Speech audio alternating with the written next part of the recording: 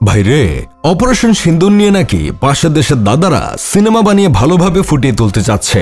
যা ভেবেছিলাম সেটাই হতে যাচ্ছে। আসলে পাশের দেশের দাদারা কোনো ধরনের ইস্যু ছাড়াই পাকিস্তান, আফগানিস্তান, ইরাক, ইরানকে সিনেমার মাধ্যমে যেভাবে একদম তুলোধুনো করে দেয়, সেখানে একটা ইস্যু পেয়েছে আর তারা সিনেমা বানাবে না, সেটা তো কখনো হতে পারে না।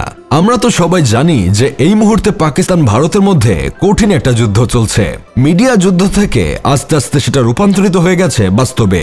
দুই দেশের লিগের খেলা হয়ে গেছে স্থগিত। তবে এই খেলা প্রথম শুরু করছিল আমাদের পাশের দেশ ভারত। তারা পাকিস্তানে অপারেশন সিন্দুর নামে অভিযান চালায়। সেই অভিযানে পাল্টা জবাবও দেয় পাকিস্তান।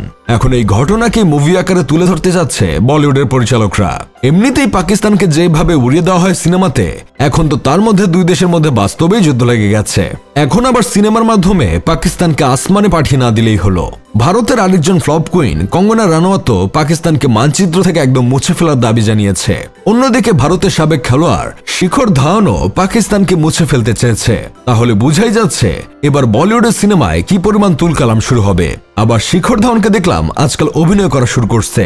জ্যাকলিনের সাথে একটা মিউজিক ভিডিওতে নাচানাচি করছে। তাহলে অপারেশন সিন্দুর নামের সিনেমাতে শিখর ধাওয়ানকে কোনো একটা রোল দিলে কিন্তু মন্দ হয় না। পাকিস্তানে হামলা করা ভারতের অপারেশন সিন্দুরকে সমর্থন ও প্রশংসা জানিয়ে নানা মন্তব্য করেছেন ভারতের তারকারা।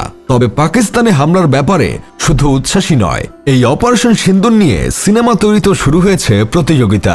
পাকিস্তানের সাথে যুদ্ধ নিয়ে বলিউডে এই পর্যন্ত অসংখ্য সিনেমা তৈরি হয়েছে।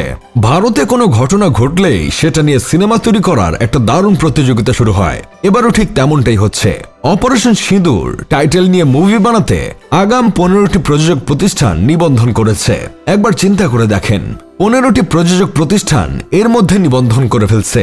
এই নিউজ তবুও বৃহস্পতিবারের। এই কয়দিনে আরো কয়টা প্রতিষ্ঠান নিবন্ধন করেছে সেটা হয়তো আপনি বুঝতেই পারছেন। অথচ বিজেপি আমলে লাখো কৃষক করছে। অপর্যাপ্ত বা ঝুঁকিপূর্ণ ঋণ ব্যবস্থার কারণে আধা শুল্ক অঞ্চলে চাষাবাদ করা যায় না বলে দুর্বল কৃষি আয়ের কারণে ঋণ নিয়ে জমি চাষ করার পর যখন দেখে আধা শুল্ক অঞ্চলে ভালো চাষ হয়নি, তখন তারা ঋণটাও ঠিকমতো পরিশোধ করতে পারে না। শেষ পর্যন্ত মানসিক চাপে পড়ে নিজেই ওপারে চলে যায়। কিন্তু এসব নিয়ে তাদের তেমন মুভি নেই। হাতে গুনলে স্বল্প কয়েকটা সিনেমা পাওয়া যেতে পারে। অন্যদিকে তাদের দেশে মুসলিমদের উপরে এত জুলুম করা হয়, সেটা নিয়ে কোনো ধরনের সিনেমা নেই। এত মসজিদ ভেঙে দেওয়া হয়, সেটা নিয়ে সিনেমা নেই।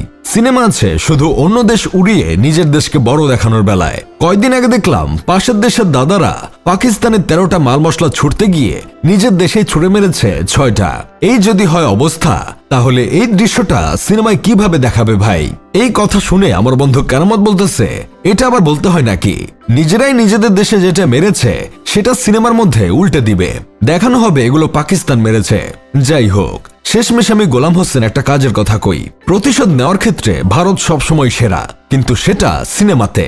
তবে অপারেশন সিন্দুর সিনেমাতে নায়ক হিসেবে কাকে দেখতে চান? অক্ষয় কুমারকে, ঋত্বিক রোশনকে নাকি টাইগার শরীফকে? আমার প্রথম চয়েস তো টাইগার শরীফই থাকবে। আর নায়িকা হিসেবে আমাদের দেশ থেকে যেটা গেছে সেটা থাকলেই পারফেক্ট হবে।